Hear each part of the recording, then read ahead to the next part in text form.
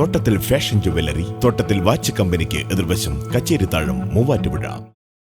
തൃക്കാര്യൂർ മഹാദേവ ക്ഷേത്രത്തിൽ ശ്രീമദ് ഭാഗവത സപ്താഹയജ്ഞം നടത്തി. സനാതന school of life managing trustee AV Narayana Sharma ഉദ്ഘാടനം ചെയ്തു. തൃക്കാര്യൂർ മഹാദേവ ക്ഷേത്രത്തിലെ ശ്രീമദ് ഭാഗവത സപ്താഹ യജ്ഞം നടത്തി. മൂവാറ്റുപുഴ സനാതന school of life managing trustee MV Narayana Sharma ഭദ്രദീപം കൊളുത്തി ഉദ്ഘാടനം നിർവഹിച്ചു. കഥകളിലൂടെ വിവിധങ്ങളായിട്ടുള്ള ലളിതമായ മനോഹരങ്ങളായ കഥകളിലൂടെ നമുക്ക് ആചാര്യന്മാർ വിവരിച്ചു തന്നിരിക്കുന്നത് വളരെ ഗഹനമായ തത്വചിന്തകളാണ്. അപ്പം അതുകൂടി മനസ്സിലാക്കുവാനുള്ള ഒരു വേളയാണ് നമ്മുടെ ശ്രീമദ് ഭാഗവത സപ്താഹ യജ്ഞം പോലുള്ള ഈ വേദികൾ. ഈ ക്ഷേത്രത്തിലെന്നല്ല പല ക്ഷേത്രങ്ങളിലും എല്ലാ വർഷങ്ങളിലും സപ്താഹ യജ്ഞം നടക്കുന്നുണ്ട്.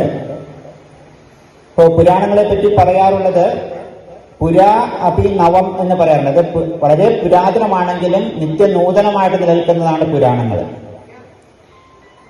അതുകൊണ്ടാണല്ലോ നമുക്ക് എത്ര പ്രാവശ്യം കേട്ടാലും അത് മതിയാവാത്തത്. നമുക്ക് എത്ര ഇഷ്ടപ്പെട്ട കഥകളാണെങ്കിലും നോവലാണെങ്കിലും സിനിമയാണെങ്കിലും 2 or 3 പ്രാവശ്യം കണ്ടാലും നമ്മളത് മടുക്കും. പക്ഷേ ശ്രീമദ് ഭാഗവതം പോലുള്ള പുരാണങ്ങൾ നമ്മൾ എല്ലാ വർഷവും അല്ലെങ്കിൽ വർഷത്തിൽ തന്നെ എത്രയോ പ്രാവശ്യം നമ്മൾ കേൾക്കുന്നു, വീണ്ടും വീണ്ടും വീണ്ടും വായിക്കുന്നു.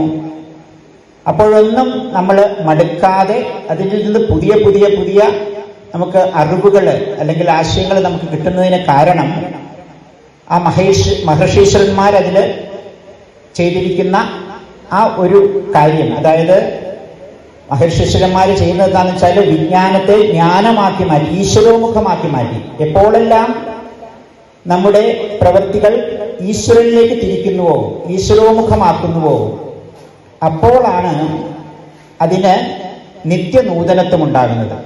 തുടർന്ന് യജ്ഞാചാര്യൻ ചെത്തല്ലൂർ രാജു വാര്യർ മഹാത്മ പ്രഭാഷണം നടത്തി. എന്താണ് ഭാഗവതത്തിന്റെ മഹാത്മ്യം എന്നുള്ളത്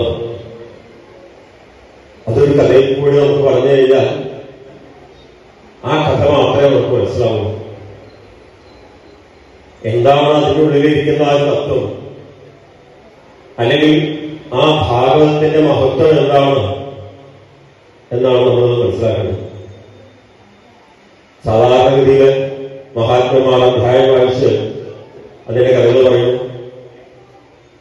ഇപ്പൊ അതൊക്കെ ചുരുക്കി ഒരധ്യായം വായിച്ച് ആ 6 അധ്യായത്തിന്റെയും കഥ പറയാം എന്നുള്ളതായി. അനവധി വർഷങ്ങളായിക്കൊണ്ട് ഈ മഹാദേവന്റെ മുമ്പില് ഭാഗവത സപ്താഹങ്ങൾ നടത്താറുണ്ട്. Travancore Devaswom board Thrikkariyoor assistant Devaswom commissioner Jijimon, sub group officer Mallika NM, ക്ഷേത്ര ഉപദേശക സമിതി പ്രസിഡന്റ് രാജീവ് നായർ, സെക്രട്ടറി സുമേഷ് നാരായണൻകുട്ടി, പുല്ലേരി പ്രകാശ് നമ്പൂതിരി എന്നിവർ പ്രസംഗിച്ചു. News desk Muvattupuzha news. സ്വർണം വിൽക്കുവാൻ ഏറ്റവും നല്ലത് നമ്മുടെ അച്ചയൻസ് തന്നെ. കേരളത്തിലെ നമ്പർ 1 ഗോൾഡ് ബയേഴ്സ് അല്ലേ അച്ചയൻസ് ഗോൾഡ്. എപ്പോഴും അച്ചയൻസ് ഗോൾഡിൽ 1-ാം വിലയിൽ സ്വർണം വിൽക്കാം. അത് നേരാ. അച്ചയൻസ് ഗോൾഡ് ആകുമ്പോൾ വിശ്വസ്തതയുടെയും കൃത്യതയുടെയും കാര്യത്തിൽ വിശ്വസിക്കാം. വിൽക്കുന്ന സ്വർണത്തിന് കൂടിയ വില കിട്ടും. എല്ലാ ഇടപാടുകൾക്കും സമ്മാനങ്ങളും ഉണ്ട്. അച്ചയൻസ് ഗോൾഡ് 20 വർഷത്തെ പാരമ്പര്യം, 26 ഷോറൂമുകൾ. കോൾ 8590046916.